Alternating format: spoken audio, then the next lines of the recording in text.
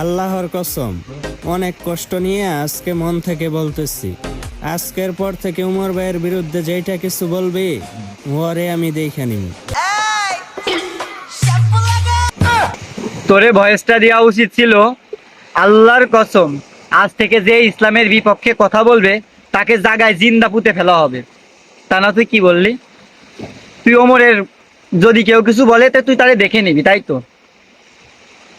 এই শালা, তুই সেলিব্রিটি শুধাও না, তুমি পরে সামসামি করো।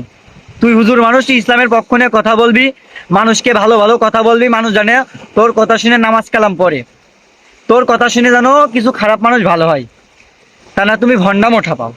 তুই নাকি মসজিদের ইমাম সাহেব, 30 পারা হাফেজ মাওলানা, তুই নাকি ওয়াজ করে বেড়াস। এই শালার ভণ্ড, এখনো ভালো হয়ে যা বলে দিলাম, এখনো ভালো হয়ে যা, ভণ্ডামও বাদ দে। জুতা দেখছো? জুতা বাইন চত্বরে জুতা দিয়ে মুখ বাড়িয়ে দেবো, বাইন চোত। তোদের মতো কিছু হুজুরের কারণে আজ বাংলাদেশে ভালো ভালো বক্তাদের নামে বদনাম হয়।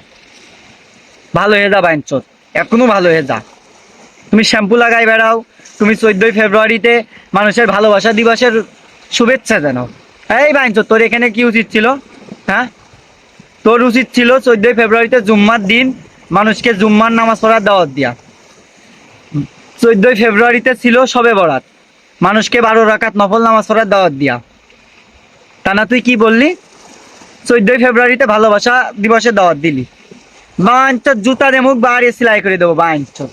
ভালো হয়ে যা, হুজুর মানুষ হুজুরের মতো থাকবি, এমন তেমন ভয়েস দিবি যাতে মানুষ তোর কথা শুনে খুশি হয়, যেন দু একটা খারাপ মানুষ তোর কথা শুনে ভালো হয়ে যায়। তা না, তুই কি করিস? আরো এমন এমন ভয়েস দিস মানুষ তোরে গালাগালি দেয়। এই বাইনচোদ, তোর জন্মের ঠিক আছে, আমার তো মনে হয় তোর রাস্তার পাশে ফেলে জন্ম, বাইনচোদ। ভালো হয়ে যা, ভালোভাবে বললাম, ভালো হয়ে যা।